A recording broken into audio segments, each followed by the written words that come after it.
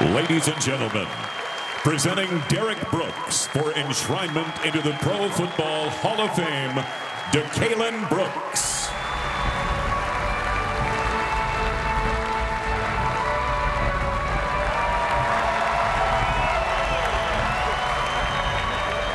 I stand here so humble to be amongst all this greatness. And tonight, I guess for the first time in my life, I get a chance to sit back and enjoy some of the successes of my individual career in the ultimate team game. Tonight I'm here because of what I did in the pros, the Pro Football Hall of Fame. And believe me, all these guys I just told you about played a big role in my success of getting to the league. But now as I turn the page, I'd like to continue my thank you letter with people that influenced me. That was a big part of why I'm here today. First off, I'd like to recognize our first Hall of Famer for the Tampa Bay Buccaneers, his first ever draft pick, the late, great Mr. Leroy Selman.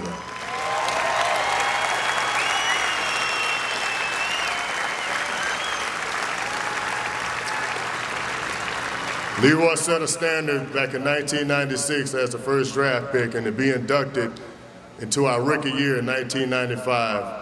I'm glad I was around to see that, and he was around to see us and mold us. And Leroy set the standard, and we're just trying to walk the path that he set for us today. Next, I'd like to recognize the organization's second Hall of Famer, my draft classmate of '95, my roommate, my teammate, Mr. Personality like no other, but I wouldn't trade you in for another brother, my man, Warren Sapp. He was the last in of his class in 280. I'm the first in of my class, 281. So everything we've done thus far, we've been able to accomplish as teammates. And to say that we are in the highest honor you can as an individual in terms of football, we still teammates. A lot of guys can't say that. That's come in the same draft, and Warren and I, we can.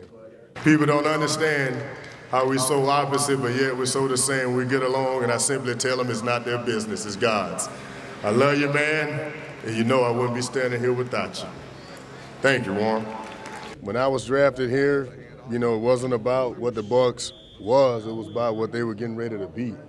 And having Warren in the same draft class, someone that I knew personally for 4 years, I think all that mattered. You know, if I didn't have that relationship with him, I don't know how it would have turned out. But the fact that, you know, we had a friendship and now we were getting ready to come into this situation, and we looked at it truly as the slogan was back then, a new day in Tampa Bay. That was our mindset. And I'm grateful that, you know, they had the same staff support around to get very like-minded players and for us to be together. I think one common thing that gets drowned up in our success is people don't realize how hard it was to keep that core group of guys together for at least 6 years. 6 years I played with, you know, teammates, 14 teammates. We played 6 or more years together. That's unheard of. It could be very, very intimidating when your head coach, as 2 second-year players call you in his office and tell you he expects you to be the Joe Green and Jack Ham of this defense. It could be very intimidating. But Warren and I looked at each other. We accepted that challenge. We asked them how many Pro Bowls did they go to. Coach Dungy gave us a number and said, let's go get it. and who knows, we'd have been here today in the Hall of Fame as their teammates, man. It's a beautiful journey. Warren, we had some great guys along the way. We didn't do it by ourselves. And I want to take a moment to recognize some special teammates that's here today. I can't say everybody's name, but I'm going to call out a few that meant a lot. Starting out with Mike Allstott, A-Train. Mike, I appreciate the hard work, man, behind the scenes. Lifting weights, running each other, challenge each other before dark, man, before everybody got in the building. I appreciate it, Mike, and, man, I appreciate your friendship today. Next, I'd like to thank the right foot of Martin Gramatica.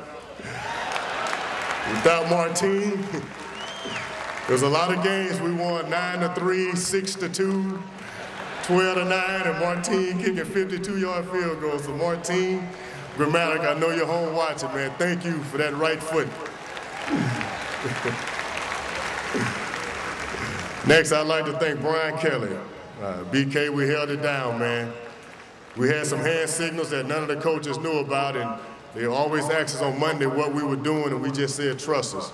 And we made a lot of plays in that cover too, man. So thank you, BK, for your friendship. Thank you for traveling here today. Next, I'd like to thank my man, Jeff Gooch. Jeff Gooch, I value your friendship, man, more than anything. And it's a privilege I get to work with you now in our current roles side by side. Thank you for your support. Next, I'd like to move on to Mr. Longevity, as I like to call him, Rondé Barber. Rondé, I thank you for Rondé, we made a lot of plays together. And you just hung around just long enough, man, to break most of my Buccaneer records, but that's all right. Hopefully in a few short years, man, your consistency will be rewarded. So Rondé, I want to thank you. Another special teammate, the man with the most exotic, the most weirdest, but yet the most elegant vocabulary I've ever heard, Simeon Rice. Simeon, just know, man, you're one of the best, if not the best, pass rushers of my generation. And I just want to thank you for choosing Tampa when you was a free agent to make our defense complete. Thank you, Simeon. Next, I'd like to thank two of my linebackers that was in the room with me when I was out as a rookie. These two young men set the professional stage for me, and many of you guys probably competed against them. But Hardy Nickerson and Lonnie March. Can't say enough about what you guys did in helping turning our franchise around and teaching us hard work and the persistence of winning.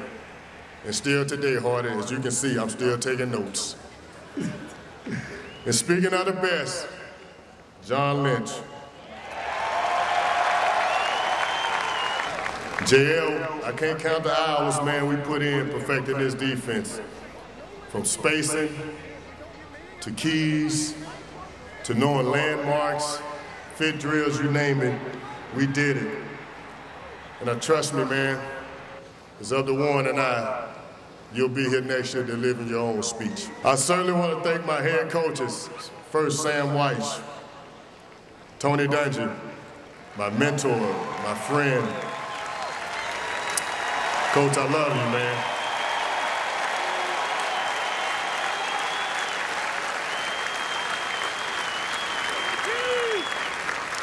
So much of what we do today as grown men are lessons that you taught us.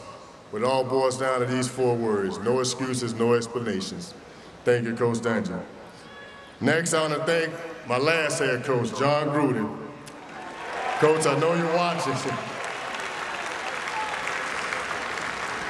Thank you, Coach. You was a guy that never slept. You motivated us. Man, you challenged us not only to be good, but be great, be historic, be global. And I thank you for challenging me to be the best and be comfortable with being the greatest and letting everybody know. Thank you for trusting me with the leadership of this team. When we got there, we talked about world championships, but we didn't believe. But Coach Gruden, you got us to believe that we can be world champions if we just scored touchdowns. And by God, we scored the 9 touchdowns that you wanted in this Super Bowl ring. Sit here today representing. Thank you, Coach Gruden. Just seeing it's just an outpouring of support.